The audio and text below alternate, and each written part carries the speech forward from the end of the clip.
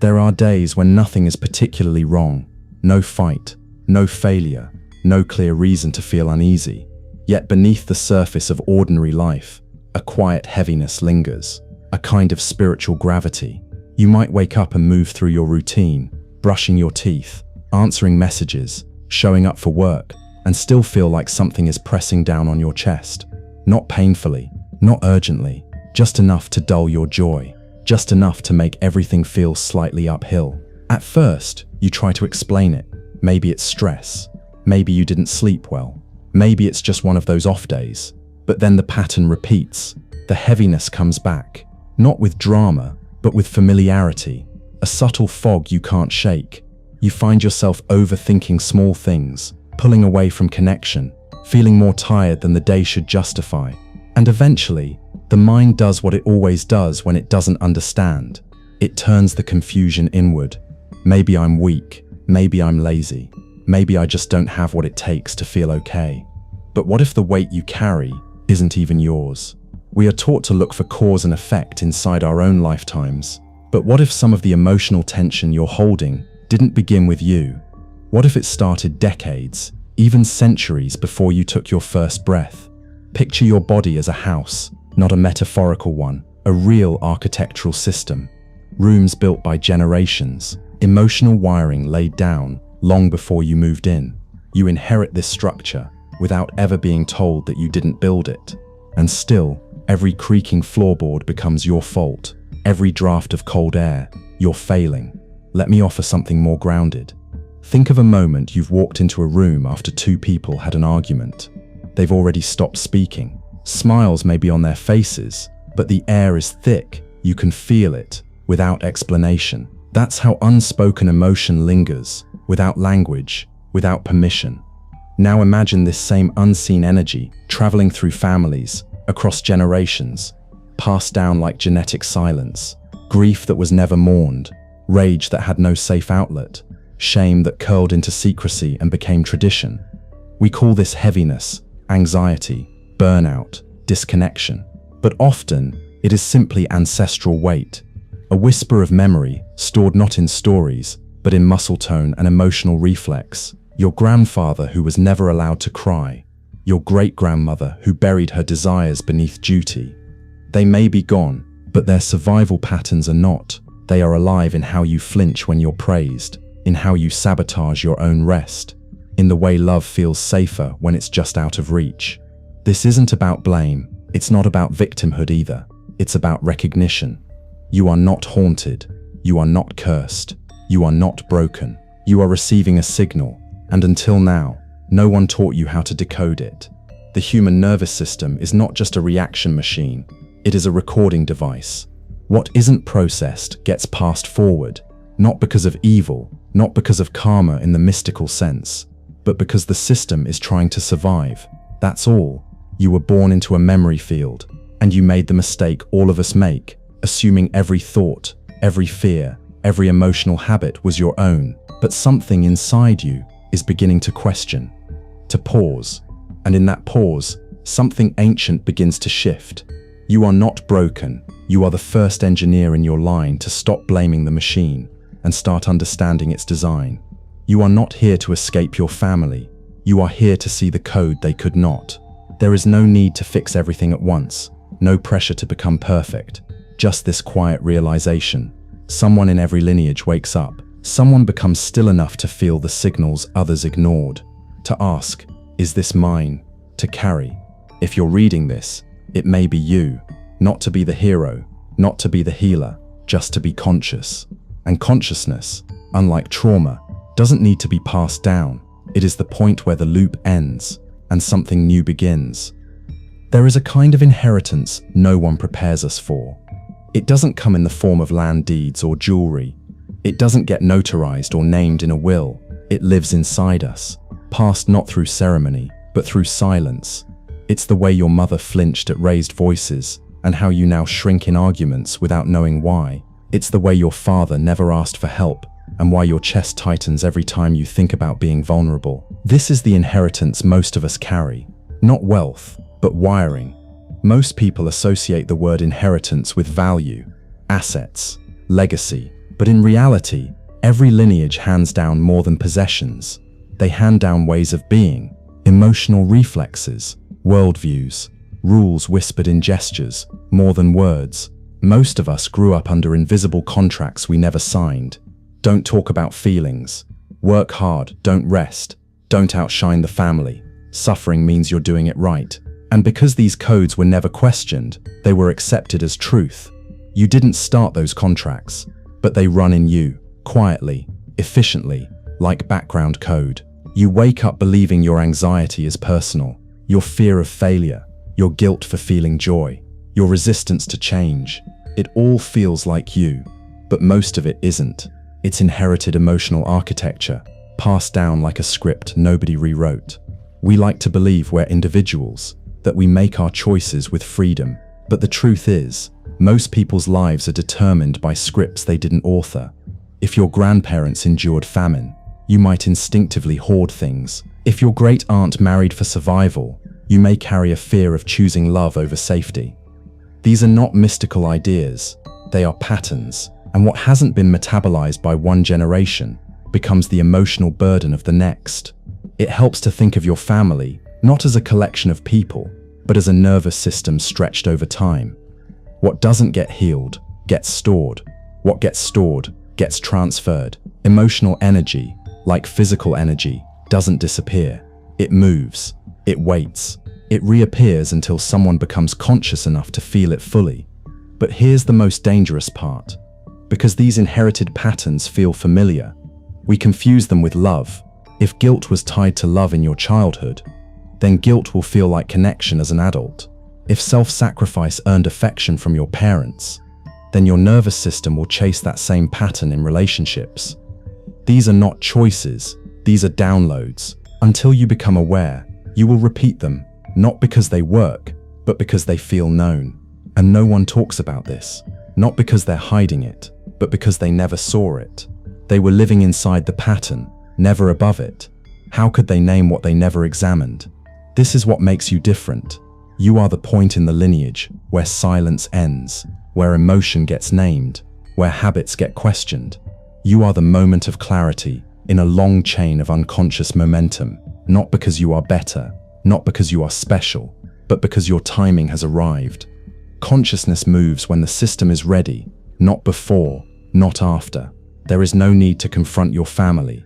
There is no need to fix anyone else. This work is not about blaming the past. It's about updating the system, quietly, gently, from within. It begins with recognition. The way you over-apologize, the way you tense up around authority, the way you chase love that doesn't choose you. These are echoes, not flaws. They were never yours. You simply inherited them because no one before you knew they could be released. Now you do, and that changes everything. We tend to think of time as linear, a line drawn from past to present to future, clean, predictable. But emotional memory doesn't travel that way. It doesn't move like logic. It moves like water, quietly, invisibly, seeping through generations until it pools in someone who can finally feel it. That someone is often you. You may wonder how emotions from people long gone, people whose names you barely remember, could possibly affect your life today. And the answer isn't mystical, it's mechanical. The nervous system is a pattern machine. It doesn't care if the pattern is helpful, only if it's familiar. What gets repeated becomes reinforced, and what gets reinforced becomes default. Let me explain it simply. Imagine a child who grows up during a famine. She learns not to waste. She learns to hide food. She learns that asking for more means risking rejection. She doesn't talk about hunger. She just adapts. Now that girl grows up, has children. She teaches them to be grateful for what they have, but not from joy, from fear. They in turn raise their children with an inherited anxiety about needing too much.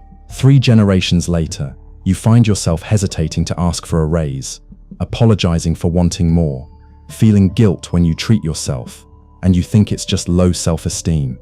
It's not. It's a survival adaptation, carried silently from an event you never lived through. This is how burdens travel. They aren't always stories. Sometimes they are responses, and if no one ever pauses to question them, they become culture, family values. This is just how we are. But under that phrase is often a history of fear that had no voice. You'll see this everywhere once you understand it. A family where no one says I love you because tenderness was once dangerous. A lineage where no one trusts easily because betrayal ran deep, but no one ever spoke of it. A house where success always sabotages itself because someone long ago was punished for shining. These are not curses, these are copied blueprints. And unless someone examines the blueprint and redraws it, the house keeps building itself with the same structural errors. Here's the quiet part. Emotional pain that isn't metabolized in one generation will try to complete itself in the next. Not out of malice, not out of karma, but because the system is always trying to heal. If a wound was never acknowledged, the next person will feel it, not as a memory, but as a mystery, a mood they can't explain, a fear they can't name, a recurring self-sabotage that seems to come from nowhere. You are not imagining it. You are carrying data your family never debugged. And here's what makes it hard. It shows up disguised as your personality, your bad habits, your weird issues. So instead of being curious, you become ashamed. You try to fix yourself with books, podcasts, productivity apps, all while the real source stays hidden. That's why this work is subtle. You're not fixing trauma, you're listening to it. You're not erasing your past, you're interrupting the signal. You're putting a hand on the code and asking it, where did you start? What were you trying to protect? This is not about going back into your family tree with blame. It's not even about understanding every ancestor. You don't need names. You don't need history. You need awareness. Because the moment you see the pattern as not personal, it loses power. It's not yours. It landed in you. That's all. And once you see how it got here, you can begin to let it leave. Not with effort, not with force, but with the most powerful tool in the entire human system, conscious presence. You are not stuck. You are simply standing at the end of a long chain of unprocessed emotion, and you are the first one to pause, to feel, to choose. There is a moment in every awakening journey when the pain doesn't leave, but it finally makes sense. Not because you solved it, but because you realized it wasn't you. Not all of it, at least. Most people live their entire lives inside a fog of inherited emotion, never realizing they're walking through someone else's atmosphere. They call it my anxiety, my fear of abandonment, my self-sabotage. But very rarely do they stop to ask, is this mine or is this stored? It sounds like a subtle question, but it changes everything. Let's bring this down to something you've probably experienced. Have you ever apologized for something before anyone was even upset? Or shut down your joy the moment things started going well, just in case it didn't last? Or sensed that asking for help was dangerous, even though no one ever said it out loud? These aren't character flaws, they're inherited survival responses, emotional programs downloaded from the past, sometimes from childhood, sometimes from generations further back. They are not your truth. They are stored behavior running in the background of your life. Your nervous system doesn't just store what happened, it stores how to behave, so it doesn't happen again. And if someone in your lineage never had the chance to feel safe, their strategies, their flinching, their people-pleasing, their silent strength became the blueprint you unknowingly live by. But here's the key distinction. A strategy is not an identity. Just because your system adopted a behavior doesn't mean it is you. This is where real spiritual maturity begins, not by removing all your emotional struggles, but by starting to categorize them with clarity. This is my authentic voice. This is a copied response. This feels heavy, but it doesn't come from me. That's how the weight begins to lift. Because as long as you think it's you, you will try to fix it by becoming someone else. And that never works. You'll get caught in performance. You'll seek healing as if you're chasing a better version of yourself. But healing doesn't require reinvention. It requires recognition. Let's get even more specific. What's yours feels alive. It has questions, desires, curiosities. Even when it's uncomfortable, it has movement. What's inherited feels stuck, looping, repetitive. It has a story that plays on repeat with no variation. It often sounds like someone else's voice in your head. It demands loyalty, not growth. Here's an example. A woman keeps sabotaging her relationships. Every time someone gets close, she pulls away. She thinks it's fear of commitment. But when she traces it deeper, she finds out her mother was left by her father, her grandmother too, and suddenly she realizes this isn't her fear, it's her lineage's grief, unprocessed. She was never scared of love. She was just scared of repeating their pain. So she built distance into every connection, not because she was broken, but because she was loyal to memory. That kind of loyalty is silent, but strong. It's the nervous system saying, if I suffer like them, I belong. But you don't owe your lineage your suffering. You owe them your awakening. And awakening doesn't mean cutting ties. It means choosing consciously what to keep and what to return. You are not here to carry everything forward. You are here to discern. This is the gift of awareness, the power to stand at the crossroads of memory and identity and gently say, this ends with me. Not out of rebellion, not out of ego, but out of quiet clarity, out of love. And when you finally set down what was never yours, you don't lose your family. You simply meet them again, soul to soul, without the fog. You begin to see clearly where you begin. And that, more than any ritual or affirmation, is where liberation truly starts. When most people hear the word cleansing, they imagine fire, smoke, drums, ancestral chants under a full moon. They picture sage bundles, ceremonial bowls, and dramatic acts of spiritual release. And while there is beauty in ritual, something essential gets lost when we confuse performance with transformation. True cleansing doesn't happen outside of you. It doesn't depend on tools or timing or tradition. It happens when your inner system finally lets go of something it's been holding in confusion. It happens when the emotional software updates itself, not because of a chant, but because of clarity. You do not need candles to release what isn't yours. You need alignment. Let me explain. Most inherited emotional patterns survive because they were never questioned. They were repeated, reinforced, normalized. You didn't consciously choose them. They were woven into you through family behaviors, reactions, expectations. And so your nervous system carried them forward as if they were truth. Cleansing is not about removing that history with force. It's not about cutting cords or casting shadows into the fire. It's about returning the system to what is real. And what is real is always simple. This pattern helped someone before me survive. I no longer need it. I can let it leave. Gently, consciously, respectfully. That's alignment. That's cleansing. It doesn't need ceremony. It needs presence. Let's look at it practically. A ritual might ask you to write your pain on paper and burn it. But if your nervous system hasn't recognized the origin of that pain, if you still think it's who you are, then burning the paper changes nothing. You'll walk away feeling lighter for a moment, but the pattern remains, like deleting a shortcut without uninstalling the program.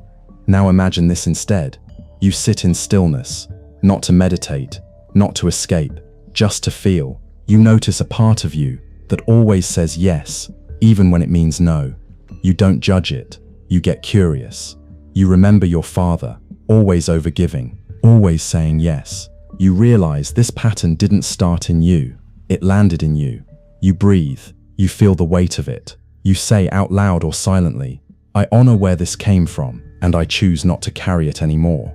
That's it. No smoke, no spell, but something real shifts. Why? Because your awareness interrupted the loop. Because your conscious presence gave the signal permission to leave. Not with force, with recognition. That's the engineering of healing. Not magic, not mystery. System reset. Ritual is beautiful when it follows awareness. But on its own, ritual becomes theater. It becomes a performance we hope will fix us, when what actually heals is the presence that sees clearly without needing to perform at all. The world doesn't need more spiritual spectacle. It needs more awakened engineers of the inner world.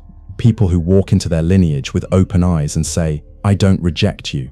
I just release what is no longer needed. That is sacred, and it leaves no ash behind. Real healing rarely feels like a breakthrough. It doesn't arrive with trumpets or a rush of tears. It often comes in the form of a quiet exhale, a tension you didn't even realize you'd been holding, slowly softening. And when it does, you don't feel enlightened. You feel more human, more here. Release isn't something you force, it's something you allow. Once the system feels safe enough to let go, that's where this chapter begins. Let's stop imagining healing as an event. It's not a sudden purge or a one-night ceremony. It's a series of small system updates, one layer at a time, like an engineer fixing faulty code, not by deleting the whole program, but by understanding which part no longer serves the function and rewriting only what needs to be changed. So how do we begin? First, we move from awareness to sensation. You don't release through thought, you release through the body. Emotion is not logic, it's energy in motion, and energy that was never fully expressed stays stuck, frozen in the nervous system, waiting to complete its arc. Here is the first practice. 1. Location, not explanation. Next time you feel overwhelmed, don't ask why. Instead, ask where. Where is it in the body? Is it in the throat, the chest, the belly? Is it pressure, tightness, heat, fluttering? This shifts you from analysis into presence, and presence is the only place release becomes possible. You're not trying to fix the feeling, you're making space for it to move. 2. Anchor with the breath. Your breath is not just oxygen, it's a signal to the nervous system.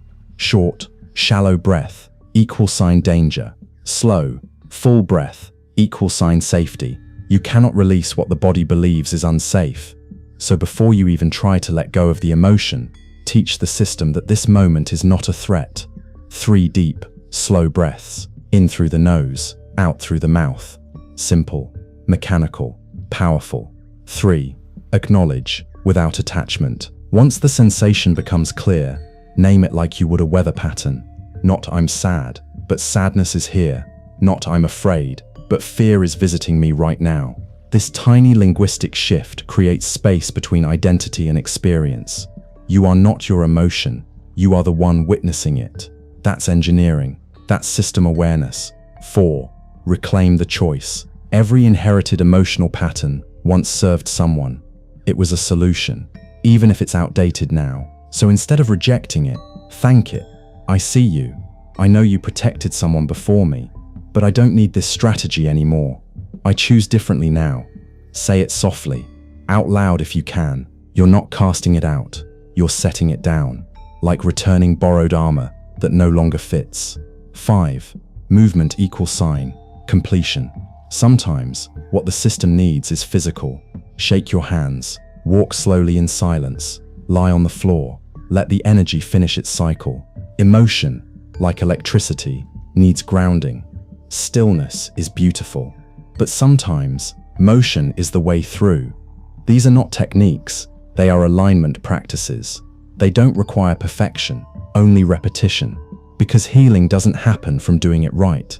It happens from showing up consistently, quietly, curiously, like an engineer checking a circuit over and over, until one day, the signal flows cleanly again. And when it does, you'll feel it, not like fireworks, but like a door clicking unlocked from the inside. A sadness finally leaves. A guilt loosens its grip. A pattern that once ruled you loses its urgency. And you don't feel victorious, you feel peaceful. That's how you know it's real. It doesn't happen with fireworks. There is no applause, no moment where the sky splits open and announces you as the one who will heal your family line. Instead, it begins like this. You're sitting in silence. Something rises, a familiar guilt, an old panic, a hesitation that used to define you. But this time, you don't react. You notice. You feel the weight. You remember where it came from. And then for the first time, you simply say, I don't need to carry this anymore. No defiance, no anger, just a quiet, clean break in the code. This is what it means to end the loop. Not to fix everyone who came before you, not to save them, but to no longer repeat what they didn't know they were repeating. There is a myth that says the awakened one must become a hero, strong, certain, enlightened. But that's just another performance. The truth is far softer. The awakened one is usually the quiet one, the one who felt everything and still stayed, the one who cried for no reason, walked away from chaos without explanation, chose peace even when no one understood why. You didn't volunteer for this role. You were born into it, not as punishment, not as reward, but because you were the one in your line who could feel deeply enough to stop the cycle. That depth The way you've always felt too much. The way you knew when something was wrong, even if no one else could say it. That was not a flaw. It was a signal. You were wired for awareness, built to pause, crafted with the kind of nervous system that doesn't numb easily. Not because life was supposed to be hard, but because someone had to stay awake. And maybe you've spent your whole life wondering why things affected you more than others. Why you couldn't just let things go like they did. Why you always felt responsible for invisible things. Now you know. You were the one chosen, not to carry more, but to feel it differently, to decode the architecture, to name what others denied, to bring consciousness where there was only repetition.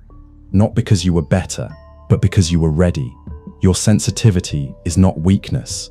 It is ancestral intelligence trying to complete its loop through you. And by arriving here, by feeling, questioning, releasing, you've already done what generations could not. You didn't reject your lineage. You didn't escape it. You repatterned it. And from this point forward, anyone who comes after you, a child, a niece, a student, a stranger, they will feel a little less confusion in their own system. They won't know your name, but they'll inherit your clarity. That's how the line evolves, quietly, gently, through presence. You are not broken. You are the reset point. And now that you've remembered that, you don't need to carry the weight anymore. You are free, and you are free to walk forward, not alone, not above, but in full alignment with the story that ends here and the one that now begins with you.